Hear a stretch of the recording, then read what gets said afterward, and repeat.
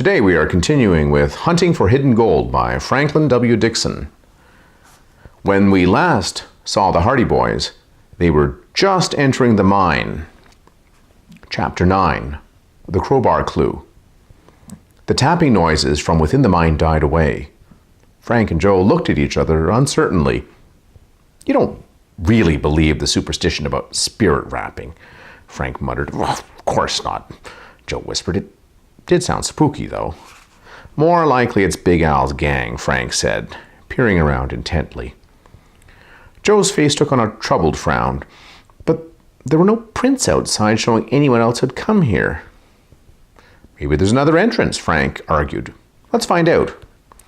The two boys started towards the tunnel. Its walls and ceiling were shored with ancient timbers that gave out a smell of moldy dampness. The passageway not only sloped downwards, but turned and twisted.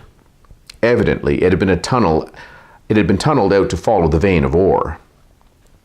Presently, the floor of the passage leveled off.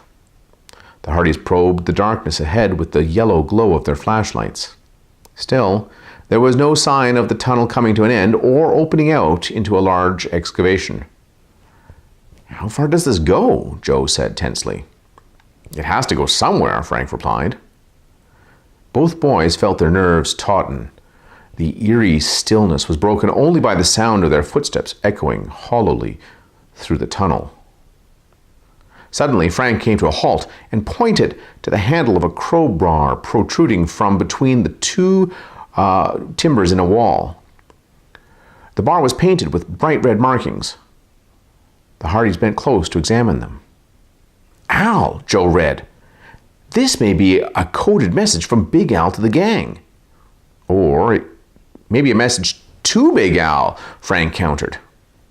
They tested one of the red daubs with their fingers. The paint was dry, but looked fresh enough to have been applied recently. Joe tried to puzzle out the meaning of the message. "Any ideas, Frank?" The older boy shook his head. "Beats me, unless," he added slowly, "the crowbar was put here to mark a certain spot in the mine." "Maybe something's hidden behind the timbers," Joe conjectured excitedly. Frank doubted this. "These shorings look as if they've been here forever." "Let's make sure," Joe urged. "We'll want to take the crowbar with us anyhow, so we can check it for clues. Hold my flashlight, will you?" Gripping the handle carefully so that at least part of the surface could be tested later for fingerprints, Joe yanked hard on the crowbar. It gave scarcely at all. He threw his whole weight into the effort and began forcing the bar from side to side. The timbering creaked ominously. "Hey, be careful," Frank warned. "This tunnel isn't shored up too solidly along here." "Don't worry, I can get the crowbar out," Joe grunted, heaving hard. "It's coming now." The wood and rotted wood crumpled, shredded as the crowbar gouged into it. Suddenly, Joe gave one last hard yank. There was a loud splintering noise. The ceiling sagged. "Look out!" Frank cried. He grabbed Joe's arm, and both boys leapt ahead in the nick of time. A split second later, the tunnel caved in. As the boys dashed to safety, tons of earth and rock came pouring down. The passageway rumbled and thundered with a deafening impact. "Good grief!" Joe stared back in awe after he and his brother had come to a halt deeper inside the tunnel. "You should have listened to your warning, Frank." "Forget it. Let's be thankful neither of us got hurt and that I still have our flashlights." Both boys coughed and tried to screen their noses from the cloud of dust billowing through the passage. Gradually, the particles settled. "How do we get out of here?" Joe wondered. "Dig our way through?" The brothers strode back towards the scene of the cave-in. The tunnel there was totally blocked by the tremendous fall of rock and dirt. "What about that crowbar?" Frank asked suddenly. "We could use that."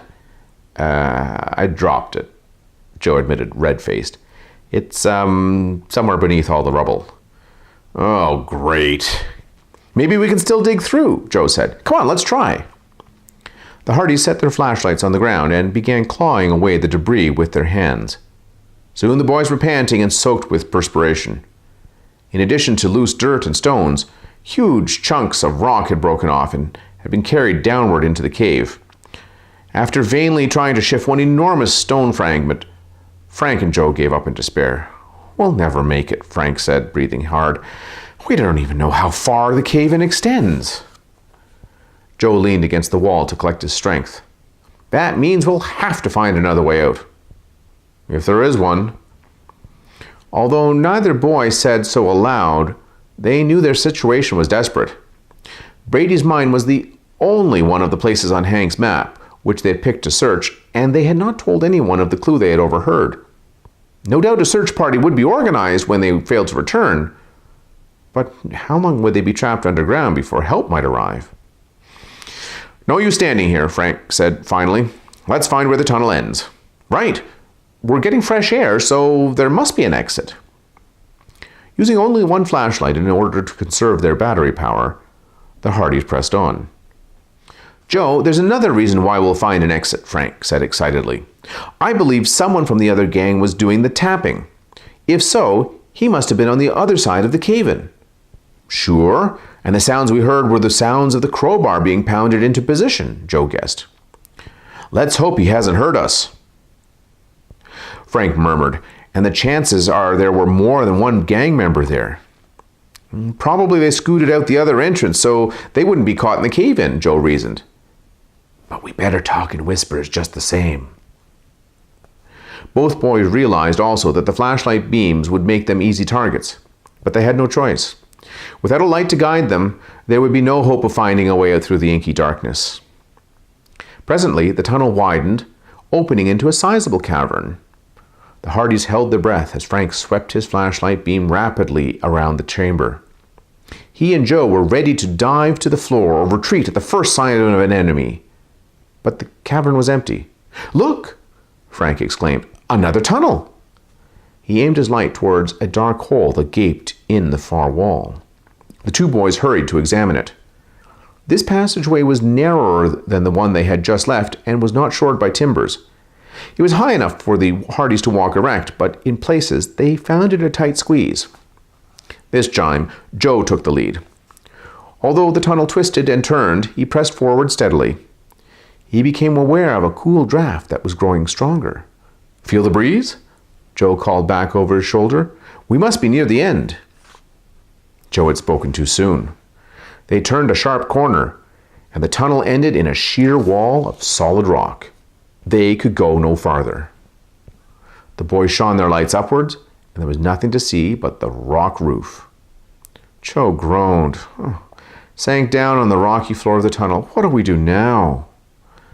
For a few minutes the brothers sat in silence. Then Frank leapt to his feet. "The draft," he said. "What about it?" "We've passed the opening." Frank snapped on his light and started back down the tunnel. Joe scrambled to his feet and followed. As they moved back around the bend again, they could feel the movement of air on their cheeks. "The air current seems to flow from somewhere up above," Frank said, aiming his light towards the roof. "It does," Joe exclaimed. See that crack?" High overhead, well out of reach, was a rocky shelf protruding from the wall. Frank grabbed a handful of dust and tossed it up to the shelf. Some dropped on the ledge, but the rest remained in the air and then slowly drifted away out of sight.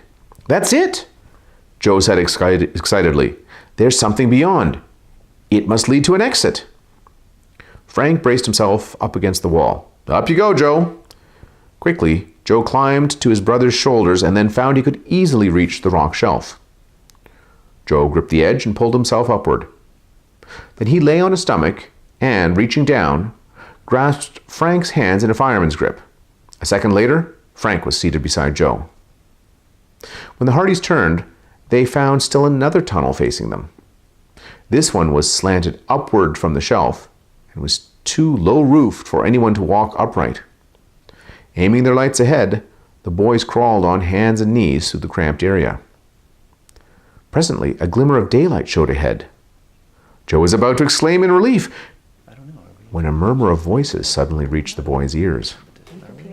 The Hardys knelt motionless and looked at each other. Were members of the gang just outside the tunnel exit waiting for them? Frank put a finger to his lips.